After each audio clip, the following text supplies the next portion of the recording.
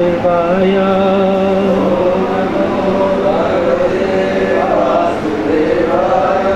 Om Namo Bhagavate Vasudevaya.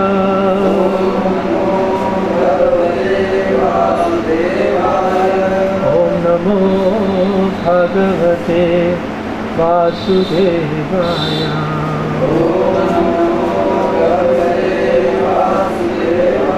Narayanam Namaskritya Naram Chaiva Narottamam Devim Saraswatim Vyasam Tato Jayamudiraye. Thank you very much. We're reading from Srimad Bhagavad Gita as it is, chapter 4, text 2. There are two themes in this verse. The first theme is that in the previous verse, in the first verse, there was mention of the parampara by way of who spoke the parampara, who spoke in that parampara.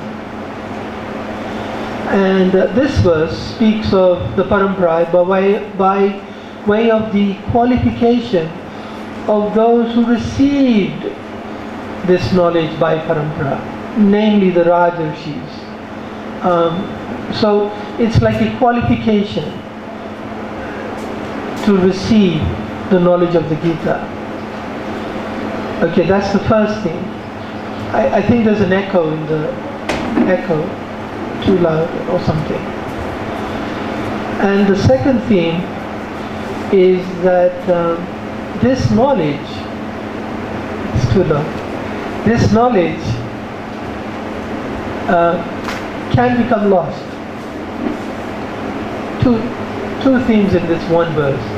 Evam parampara praptam imam rajarshayo vidhu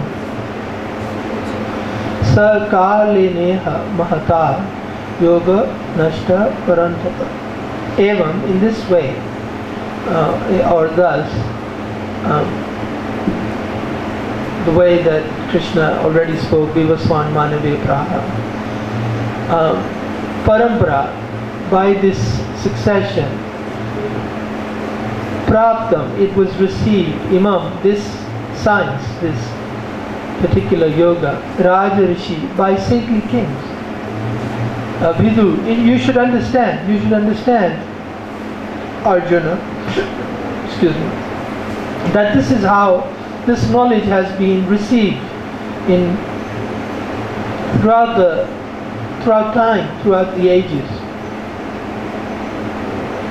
Now he says, Sa Kalene, that knowledge, Kalena, in the course of time, Iha, in this world, Yoga Nashta, so it became Nashta, scattered or lost.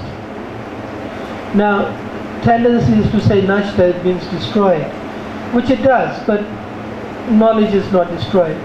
Laws of nature are not destroyed. Knowledge of them may be lost, but they're still active. So therefore, lost or scattered. Now, so this saha, this word saha kaleneha mahata, this knowledge, but it also means this succession that Krishna is referring to, the knowledge or the succession by which this knowledge was passed down. That also got lost. The knowledge got lost, the succession got lost. So Krishna also qualifies the word, this yoga, this imam, as mahata. It's very great.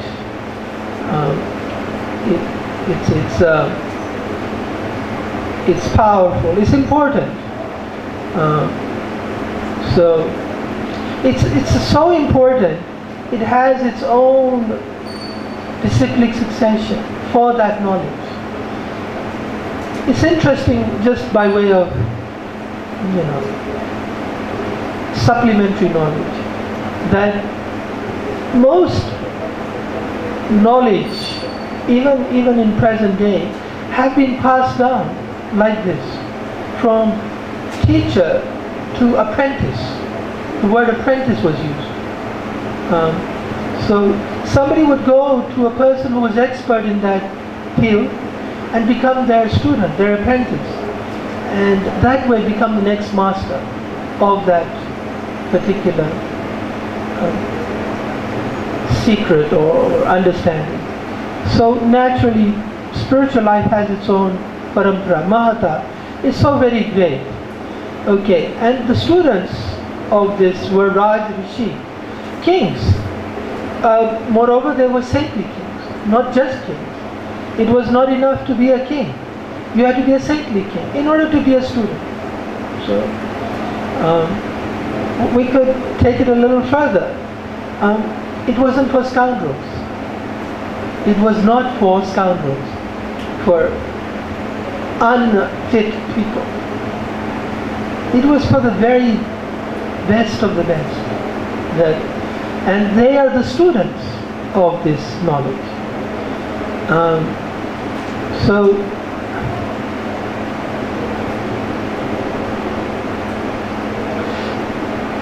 Two words were used which are also interesting. Vidu. Vidu means you must know. Nashta means lost. So when something is not understood, it becomes lost. When something is not understood, it's already lost. It's broken. When something is not understood, vidu, understood. Krishna is saying to Arjuna, vidu, understand how this happened. But also, I'm referring to the word that if the Imam Yoga is not understood, it's lost. Nashta, it's already. And actually it so happens that whatever little secrets there were of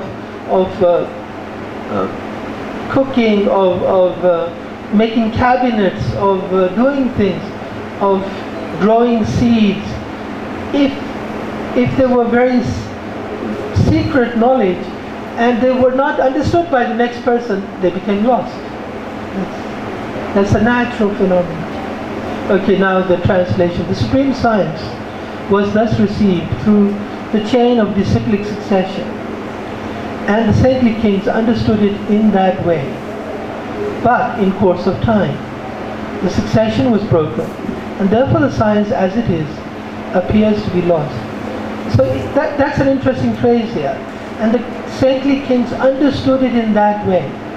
In other words, it was received by chain of succession, and it was understood in the way it was meant to be understood. Okay? So, but, you see, that's where the but is. In other words, at some point, it wasn't understood the way it was meant to be. So, therefore the word but. At some point, at some time. In other words, it's a function of time. With time, these things tend to get nashta. There may be a story. There may be something happened. You know, there's an interesting story how all the writings of the 6 Goswamis were under the care of Narottam and Srinivas. They were taken from Vrindavan to Bengal, and on the way they were stolen. You see, I mean, in other words, all of it was hinging on one moment in history. They were, after a very long story, and a very long story, they were rediscovered, but they were all just as good as gone. We today would not be talking about them because nobody would have known. So things sometimes hang on a slim thread like that, very slim, very. So in course of time, succession was broken, meaning it wasn't understood the way it was meant to. Therefore the science appears to be lost, nashta. And the other interesting thing is, it also indicates that if anyone can understand Bhagavad Gita the way it's meant to be understood, it is a saintly king who can understand. It kind of tells you the kind of qualification needed to understand. Sometimes we think, Krishna consciousness, yeah. But engineer, lawyer, doctor, this you can do anytime. This is like no effort. But here it's saying, if you are a king, it may not be a sufficient qualification. You have to be a saintly king. So the requirement is much higher than being an engineer, a doctor, a lawyer. Much greater. But, people have this foolish notion, because they're foolish. Actually, there's that saying, and I may have used this before, pearls before a swine, right? A swine cannot appreciate the value of pearl. So when you say Bhagavad Gita, everyone says, yeah, but doctor first, business first. You are a young man, you can do this anytime. No, this is something so, almost it's like saying, if you do not do it at the prime of your life, when you have the most capability to understand, you will never be able to do it. Now, then the question is, well, what about those who did? That goes to show how rare, in other words, exception proves the rule. That is an exception. That somebody who was not at the prime of their life was able to take up Krishna consciousness. That's like amazing. But normally, you have to do it when you're most capable, not when you're least capable.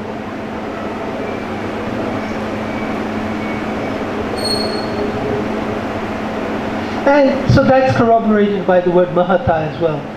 Krishna is saying it's a supreme science. It's unique, it's important, and only those who are qualified have access to this yoga. Qualification is mentioned in the next few verses after. But right now, Raja Rishi is a very good qualification. Srila Prabhupada writes, it is clearly stated that the Gita was especially meant for the saintly kings because they were to execute its purpose in ruling over the citizens.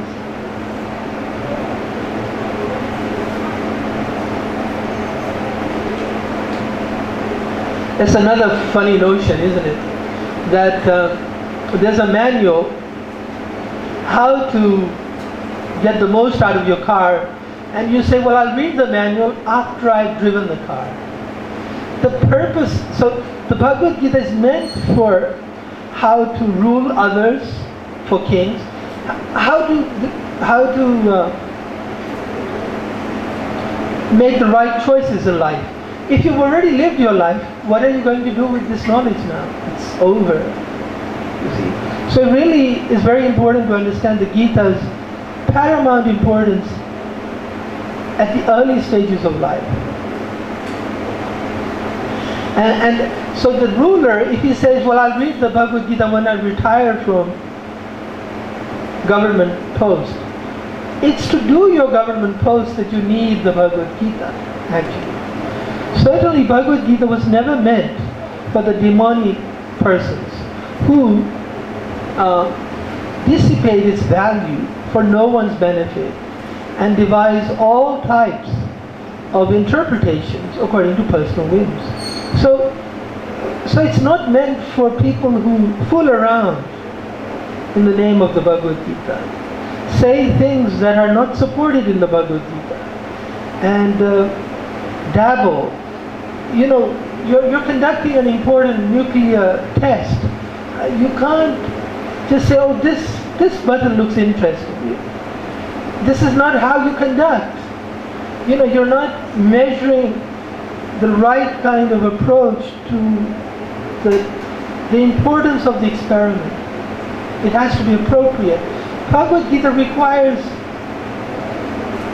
the most meticulous attention to every detail in order to benefit. Otherwise one spoils, nashta.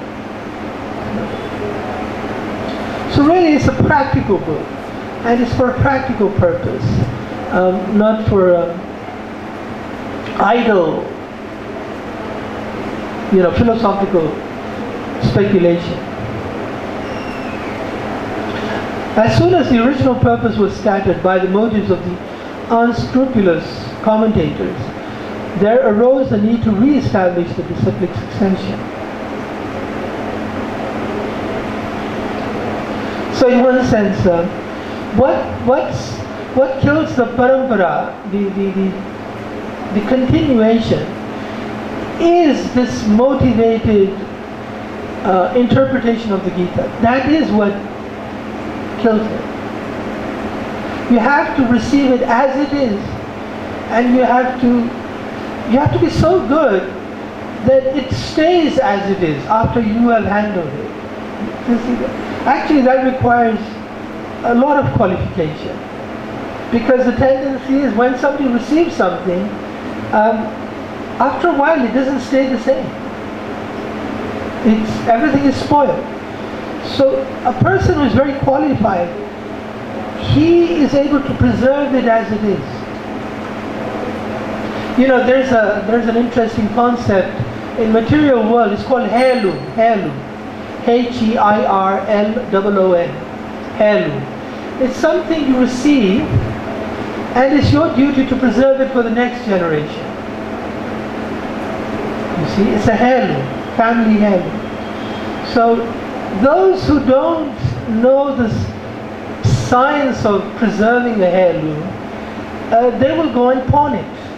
Pawn it means they will go and get a few pennies on it from a pawn shop. The person will take it and give you some cheap little money for it. So we are a bit like that. We receive Bhagavad Gita, and what do? We say, see, Bhagavad Gita teaches you should become an engineer. So, we've just traded in this amazing science for something, a mundane concept that is no use to you, and certainly you are in no position now to pass it on. You see? So you had a valuable heirloom, irreplaceable, unique in your family. You traded in a few dollars, few rupees, and you spent it. Now there's nothing to pass on. There's nothing, unique in that family anymore. Once upon a time, people used to treasure certain things, but of course, it's a material example. They will obviously be ruined. But there was examples of people who actually gave up their lives to preserve a family heirloom. So what to speak of Bhagavad Gita? What to speak? So Srinivasacharya, Narottam, they're taking Shamananda, they're taking this knowledge, and they're not thinking, well, we lost it. What's the big deal? We'll write another book. They're not so cavalier in their attitude. So Srila Prabhupada is left as a legacy. We should at least have the sense enough to appreciate, even if I don't fully appreciate the value, let me preserve it as it is for the next generation. Have the sense enough. But of course, so that it shows, it's very hard to find those who have sense enough. Okay, so Bhagavad Gita is always under attack from people with ulterior motives.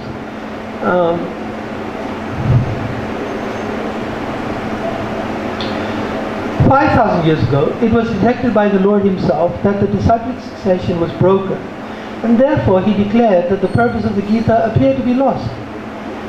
So the Lord detected, well, it says,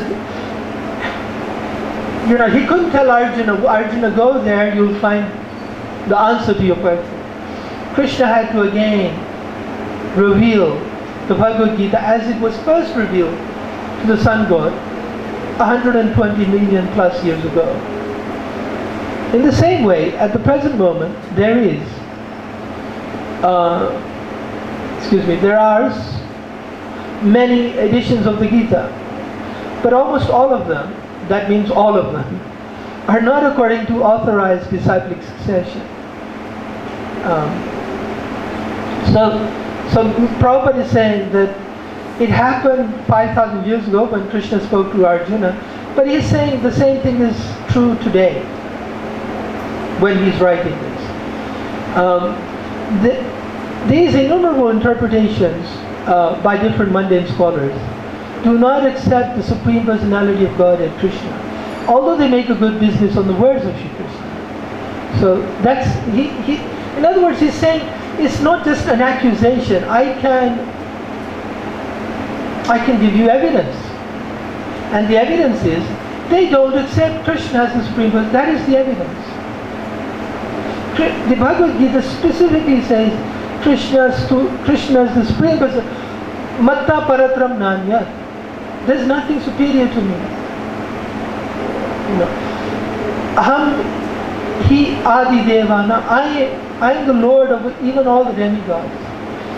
But somebody who reads it denies Krishna's personality of Godhead, then he is evidently, that is proof that they are giving a ulterior interpretation that's not in keeping with the Bhagavad Gita.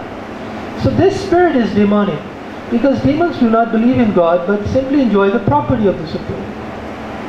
So the classic example of that is Ravana. Once Sita, I'll be your husband. No, Ram is not. So Krishna is already the Lord, but the person who comes and dabbles with the Bhagavad Gita in an unauthorized way, he denies Krishna's supremacy. Since there is a great need of an edition of the Gita in English, this is Prabhupada kind of repeating what he said in the preface, of the Gita. There is a great need of an edition of the Gita in English as it is received by the Parampara system. An attempt is made herewith to fulfill this great want. So, Bhagavad Gita accepted as it is a great boon to humanity. So this is the gift. Sometimes people wonder, what is Srila Prabhupada's contribution? His contribution is he has given us Bhagavad Gita as it is. We have what you could not have for all the dollars in the world. If he did not give it, you would have no access to it. By your money, by your ingeniousness, by your skyscrapers, you cannot have access to this knowledge. This profound, this liberating, transcendental knowledge. So again, referring to the Gita, but if it is accepted as a treatise of philosophical speculations, it is simply a waste of time. So accepted as it is a great boon. Accepted in a changed way, it's actually a waste of time. There is no benefit. It's lost. Like an engineering machine, very delicate. If you take away the essential component,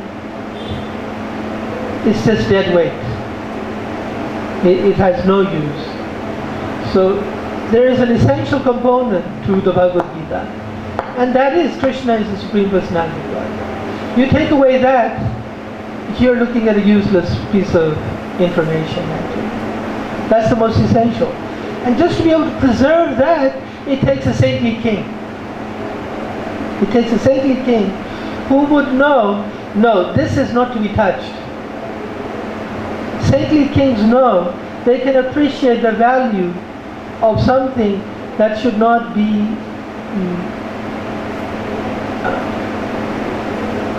compromised in any way, changed in it. They know the sacredness. A fool does not know what is sacred. He can't appreciate. You know, he thinks it's an imagination, this idea of sacred. He asks himself, I look at this temple, how much is it worth? How much money? So he can't understand the transcendental nature of anything. Bhagavad Gita can't be valued in a material way. It is spiritual. And a spiritual personality can appreciate it. And that's the saintly king, Rajarshi. It's very clear, you know. Otherwise Krishna would have said, well, all the fools and idiots understood it. But they didn't understand. A fool and an idiot cannot understand. We as a student must not be a fool and an idiot. We must rise to the qualification of a saintly king. Ourselves. If we're going, otherwise invariably we will compromise the Bhagavad Gita. Invariably. Because to be a saintly king, that means you have a lot of control over your senses. That's a saintly king. Yudhishthira Maharaj, he does not dabble, and he doesn't have an itch. He can control his senses. Leave something in its original pure condition. We come across a river, we pollute it. We come across land, we pollute it. We leave a trail of destruction behind. Saintly kings are not like that. Saintly kings, they leave a place better than they found it. We see the description of a saintly king throughout Srimad Bhagavatam, that they were so powerful, that even the rains would come only as much as needed, and no more, no less. The heat, the cold, no more, no less. Imagine, this is because of the qualification of a saintly king. Not accidental. You know that story of the Brahmana who's in Dwarka. He had 9 children. Each one, when it was born, it died. What did he do? He went to the palace and he accused Ugrasena of being unqualified king. Why? Because my son died. Unqualified because my son died. And each time he went and accused the king. Every time his son died. The kings were that responsible. Everyone thought the accusation was valid. Nobody accused the Brahmana, of saying, well, aren't you, isn't this unfair accusation? Inappropriate. What do you expect? They could have said it, philosophy, bad karma, sir. You done. No, this king is unfit, unworthy. Just imagine, Ugrasena, the Supreme Personality of Godhead, is his servant. He's accusing him. Lord Balram is there. Lord Krishna is there, and he's accusing him of all. I use that word, French words. He's making French words look very polite. He's just going strong, accusing and accusing. So, saintly king. So, that person knows the value of the Bhagavad Gita.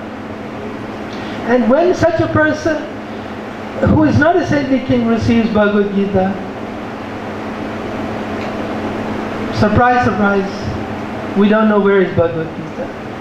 And when somebody reads such a Bhagavad Gita, nobody becomes a devotee of Krishna. Okay, I'm going to try to cover text 3 too. Because I know there's a shortage of questions, so I'm not going to pester everybody for questions. So turning it around now. Text 3. Here in this verse, we're given a little bit more detail other than a saintly king. In other words, there's a little bit more detail to the person who is fit to receive this knowledge. And so this fitness for Bhagavad Gita, how the Bhagavad Gita perpetuates itself. It conducts itself. Just like, electricity, it perpetuates itself through material that allows itself to be used by electricity, like copper wire. It allows other material they stop. So what is that material? A devotee and an intimate friend of Krishna. That's what makes the Bhagavad Gita flow. It's a good conductor. Like copper is a good conductor for electricity. So a devotee, intimate friend of Krishna, is a good conductor for Bhagavad Gita. That means all other qualifications are superfluous, such as, oh, he's a big man, oh, he's got a white beard, oh, he's this, oh, he's that. No. The most important and only essential qualification is that person is a devotee and that he's an intimate friend of the Lord. In other words, if you say, well, I have wood, which is so beautiful, electricity will surely flow through that. No. Wood might be very beautiful sculpted, but that's not the way electricity flows.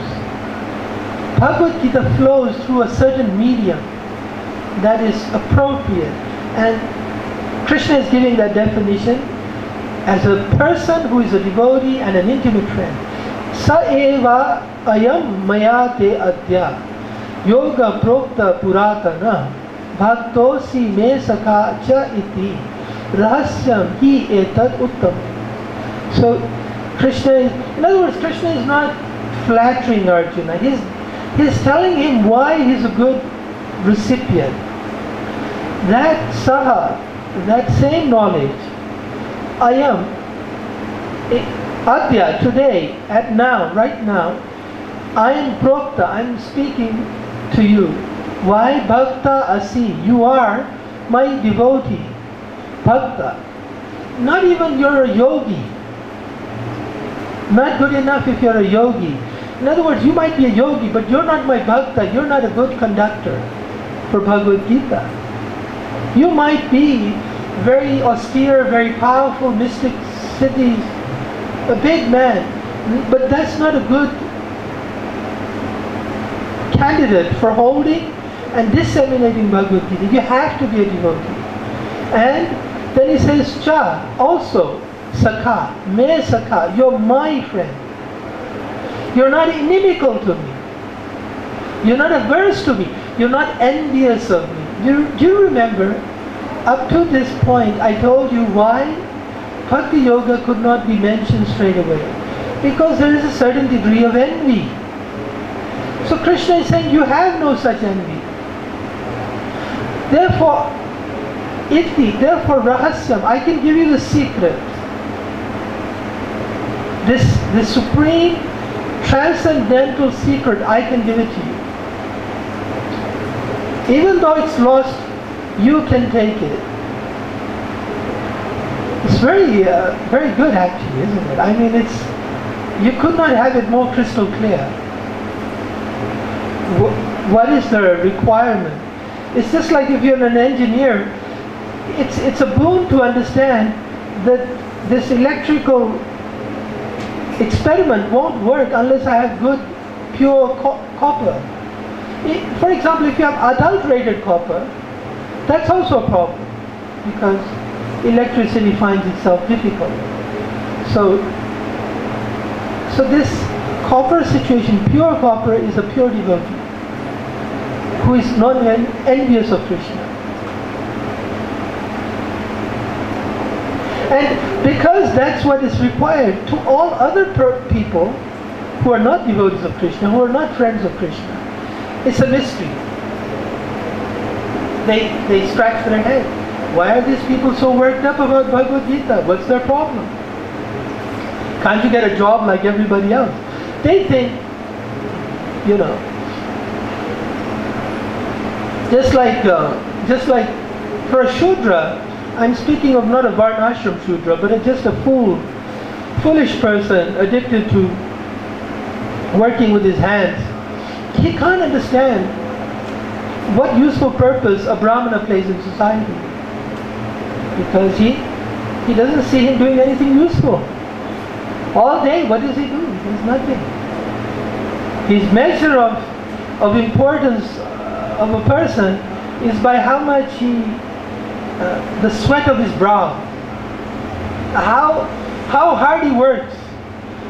Really, he should be glorifying a donkey, because donkeys work very, very hard. Harder than even that glorified worker. Okay, so Krishna says that same very ancient science of the relationship with the Supreme is today told by me to you, because you are my devotee as well as my friend, and can therefore understand the transcendental mystery of this science. So if you're not a devotee, if you're not a friend of Krishna, you will not be able to understand. You can try, but you'll never understand. You'll never enter. Remember, there was the example of a honey in a bottle in the introduction. You remember? A bee licking the bottle of honey is not experiencing honey. So, if you're not a devotee of Krishna, if you're inimical to Krishna, Bhagavad Gita, your understanding of Bhagavad Gita will be dry, at best, and misleading at the normal. Because only a person who is well established, not a devotee in name only, in other words, somebody who has a label of a devotee, but really he's a fruitive worker because he's looking for the fruits of his results. He will not enter the mystery. He will be licking the bottle of honey. He will have no higher taste. Remember that? The higher taste. So this is a person, he appreciates that this is far beyond anything that can be understood in terms of material opulence or speculative ideas. This is transcendental reality. This is spiritual, non-material. Okay, there are two classes of men, namely the devotee and the demon. So here the word demon means a non-devotee. So there are two classes of men, devotee and non-devotee. The Lord selected Arjuna as a recipient of this great science owing to his being a devotee of the Lord. You know, there's that point, there are 10 offenses in chanting the holy name. The 9th one is to preach to a person who is, there are three divisions to this 9th offense. A person who is faithless,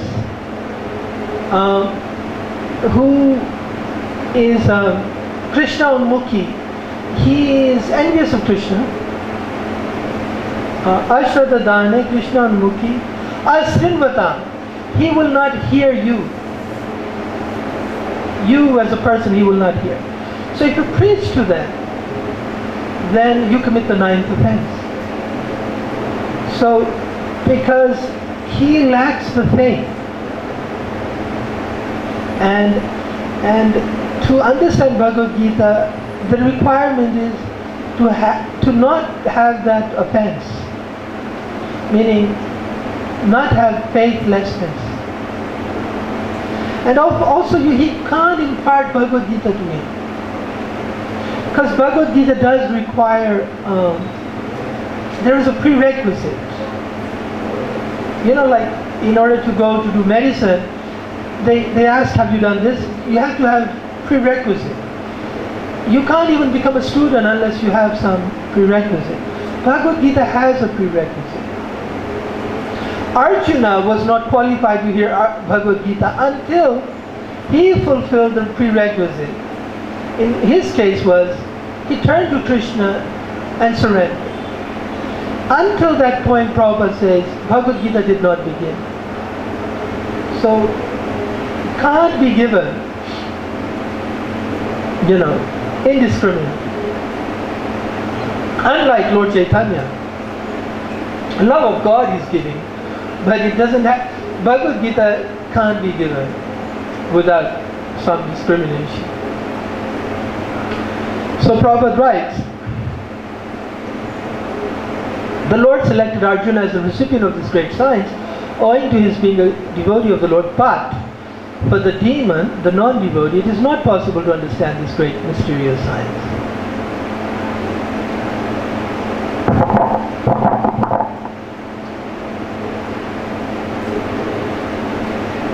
So Prabhupada elaborates on that a little bit more, and then he points out that Arjuna indeed had this qualification because he accepts Krishna as the Supreme Personality of Godhead.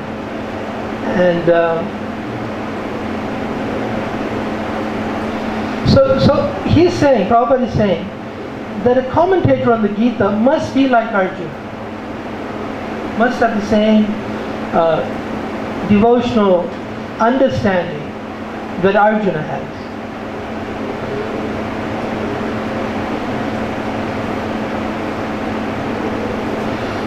So Prabhupada writes, the demonic, however, do not accept Lord Krishna as he is. Instead, they concoct something about Krishna and mislead general readers from the path of Krishna's instructions. Here is a warning about such misleading paths. One should try to follow the disciplic succession from Arjuna and thus be benefited by this great science of Srimad Bhagavad Gita. Now one question comes. Why is knowledge of Krishna as he is so important? Why is it vital? I mean, all I'm trying to do is understand certain principles that will help me in my life. Why does Krishna factor so much into it? And then the other side of the coin of that same question is, well, surely there are people who are nice who don't know Krishna. Very pure, very nicely situated. So I need to answer that a little bit. So it's kind of important. The attempt to live our life and to get success in life without Krishna is what we're seeing all over the world around us. That is what we're seeing. Every attempt is being made, and you could even say sincere attempts, which many people are just cheaters. Their intention is bad, but there are very sincere people, and the world is full of them, and yet we find they're not successful. You should think about this for a second. Why is that? Why is that a person who was not selfishly motivated? Why is all his endeavors come to no avail? Why are they in vain? Why are they fruitless? Ask yourself. And there have been very noble, sacrificing personalities throughout history in many nations.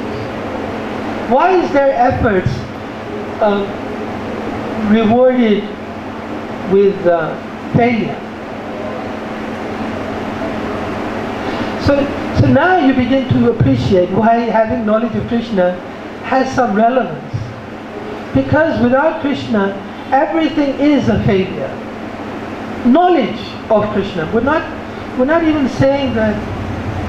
In other words, you cannot bypass Krishna and hope to have some success in life.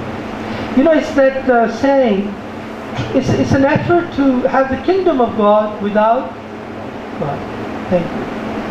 And in India it was the effort to have Rama Rajya but without Lord Rama. So that is the phenomena here. So that's why it's very crucial that we know Krishna, but we know Him as He is, not in some changed passion, in a way that He's not. He's not a great man. He's not a historical man. He's not one man amongst men. He's a unique, supreme, without an equal personality of Godhead. He gives meaning to every endeavor, and without whom every endeavor is useless. Very significant role He plays. So, therefore, we see failure everywhere. I mean, it is a standing challenge. Anytime, today or 10 years from today, you can give evidence of a person who avoided Krishna and was successful. There is not one to be found. That is the unique quality of Krishna. That He makes every endeavor fruitful when He is in there. And it is useless without it. Prabhupada would give the very simple, the very profound example of a large number with a 1 in front. You take away the 1, all those zeros, they amount to one single zero. Nothing. Krishna makes the difference. So, luckily, we end here. I just want to add that if ever somebody enters into the Bhagavad Gita who is unfit is meaning not that he's coughing, unfit, unhealthy, no. He concocts, he speculates.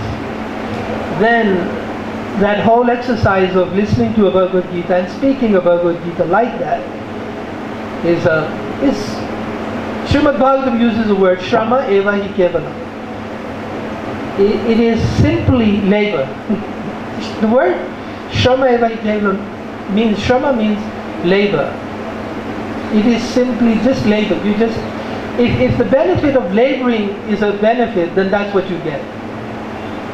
So it's a technical way of saying it's a waste of time. Right. So if there are no questions, that's good, because I'm happy to end. But there are questions, good. You can pass them on.